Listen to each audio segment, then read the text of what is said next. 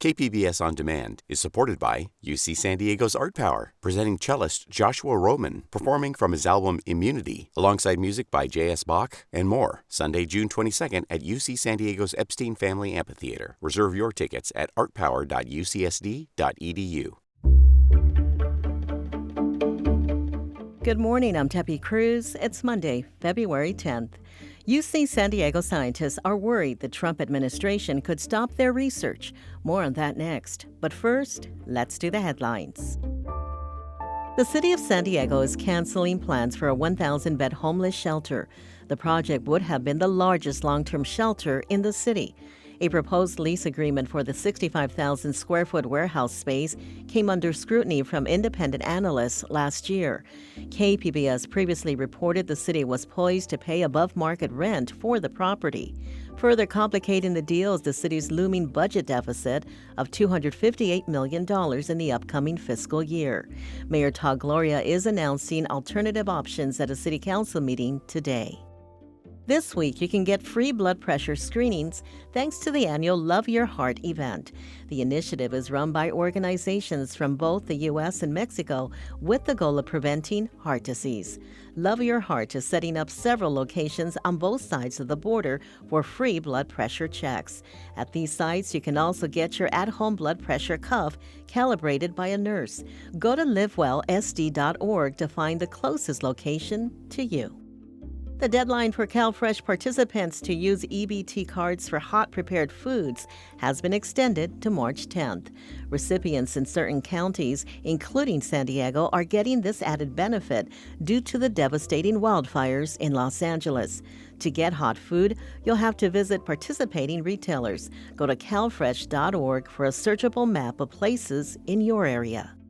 From KPBS, you're listening to San Diego News Now. Stay with me for more of the local news you need.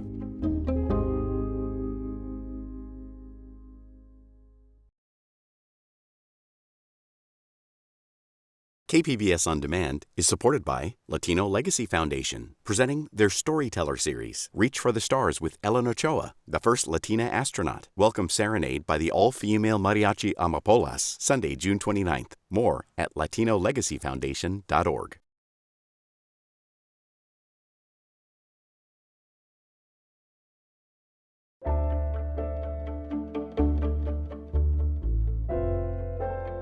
UC San Diego scientists say they're in, quote, stop and start chaos. That's after the Trump administration's back and forth on a federal funding freeze. Researchers told Public Matters reporter Amita Sharma that their work is now at risk if it contains language deemed problematic by the White House, including the word women. The National Science Foundation is scouring thousands of projects for dozens of words that cover research that violates President Trump's executive orders. The list includes the words women, disability, bias, status, trauma, Black, Hispanic communities, as well as socioeconomic, ethnicity, and systemic.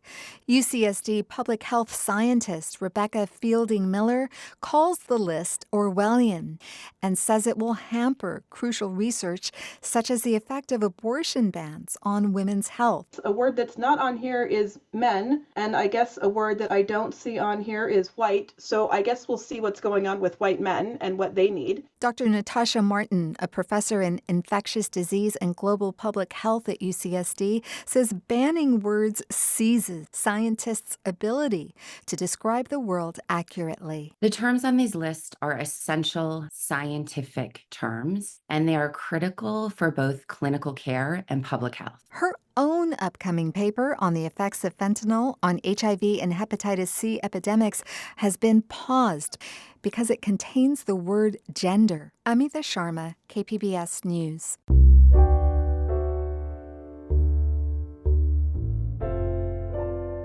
It's been 2 years since the San Diego County Sheriff took office. Last week, she put out a report card on what's happened in the department on her watch. Reporter Alexander Nguyen has the details. Kelly Martinez says the jails are now safer and overdoses have decreased by 65% thanks to some protocols she implemented. We're doing more routine checks of individuals who are unable to care for themselves.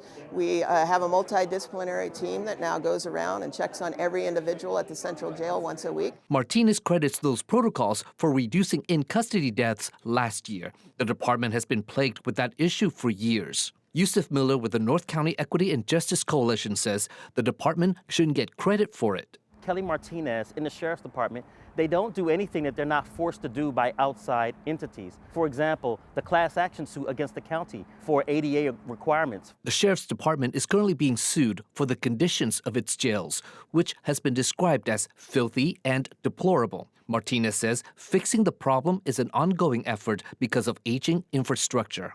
Alexander Nguyen, KPBS News.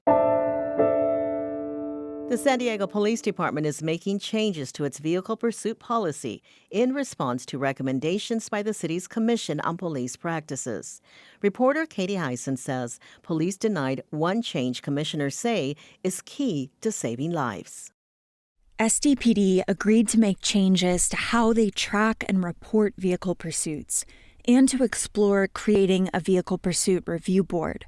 But Chief Scott Wahl says he won't limit their reasons for starting the pursuits. If you don't have a vehicle pursuit policy, if you or if you had a very high threshold where there's felony or violent crime associated, then for the infractions and misdemeanors and everything in between, it'll be sending the wrong message that it's okay to flee, there's no consequences. The Commission's policy recommendation said SDPD shouldn't start car chases for violations that don't threaten public safety.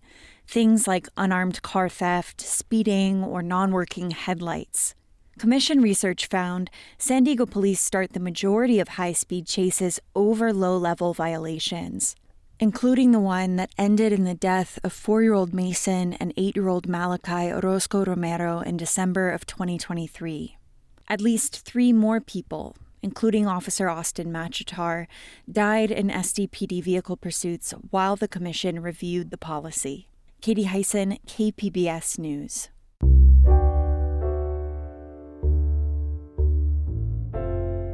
Solitude is transforming American society. Public Matters reporter Amita Sharma is back with us to discuss the ramifications of isolation on democracy. Amitha, give me the numbers showing Americans are actually spending more time alone. Well, Debbie, there are 2 aspects to this solitude issue. One is loneliness that is unintentional. It's been well reported that the Surgeon General declared loneliness an epidemic in 2023. One poll found that 30% of adults from the ages of 18 to 34 are lonely every day or several times a week. And mental health experts agree across the board that social connection is positive for mental health. Tell me about people just deciding they want more me time. Right. So the second type of solitude is actually by design. More people are choosing to be alone, or, as a psychiatrist put it to me recently, some people have gone from FOMO, the fear of missing out, to JOMO, the joy of missing out. TikTok has all these videos of people celebrating when people cancel plans with them. And writer Derek Thompson, who published a piece on social isolation in The Atlantic last month, put some sobering stats on social isolation on X recently. He says school-aged boys and girls socializing with friends outside of school has dropped 50% since the early 1990s. That's a pretty huge drop. A woman who owns pets interacts more with those animals than face-to-face contact with her friends. And for every 1 hour that men are with their friends, they spend 7 hours watching TV. I spoke to a guy by the name of Eduardo Rosenfeld. He's 27 years old. He says he would rather stay at home and socialize remotely, and he doesn't think he's isolating himself. He says his social interaction is pretty much how it's done now, or is beginning to be done now. I'll finish my workday, I'll go to the gym, I'll come home, and I'll hop on my PlayStation and I'll talk to 8 of my friends that are also online. And I don't have to go drive 20 minutes to go sit at someone's house and hang out with them in person. I can do that while playing a game. And it's a different world now. So, Amitha, what does all this mean for democracy? Well, unlike Rosenfeld, some people who isolate themselves by choice do get their dose of social interaction with other people through social media.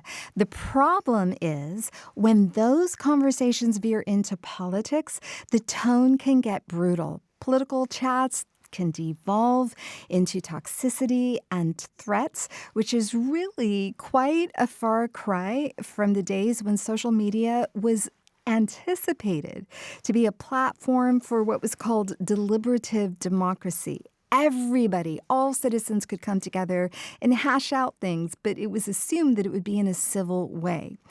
But it's the anonymity, the lack of face-to-face nature of social media that only intensifies the hostility. I spoke with Yale historian Tim Schneider. He told me last month when people are alone, they look for these big false communities to join. And he calls social media an incubator for the angry. You feel grievance.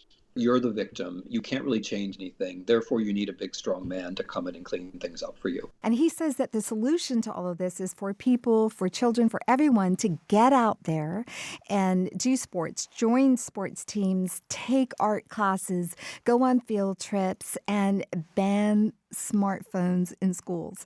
And just to close the loop on the solitude issue, I did have a conversation at length with a 92-year-old woman by the name of Dolores Lukmet. She's from San Diego. She is painfully lonely. She does live alone. She says she can go days without seeing or speaking to anyone. She says that she spends hours every day watching Fox News programming.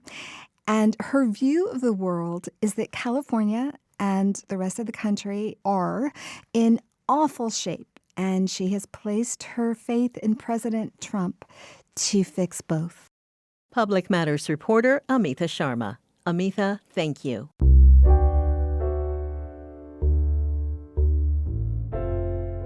Nearly 1,000 teachers and other staff in the San Diego Unified School District plan to retire at the end of the school year. Education reporter Katie Anasta says they're taking up the district on an offer meant to help close its $112 million budget gap. The district made eligible staff an offer: retire at the end of the year and get 70% of your current salary over the course of several years. District leaders expected 755 staff to accept it. Instead, 969 did. The district says it'll help them avoid a large number of layoffs. Enrollment is expected to drop by about 750 students next year. If that happens, enrollment will have dropped by nearly 12% in the last decade. Drew Rollins is the district's deputy superintendent of operations. We have an opportunity and need to take the opportunity to reshape our district and best align to our realities. The school board will hear another budget update in March and adopt a final balanced budget in June. Katie Anastas, KPBS News. That's it for the podcast today. As always, you can find more San Diego news online at kpbs.org. I'm Debbie Cruz. Thanks for listening and have a great Monday.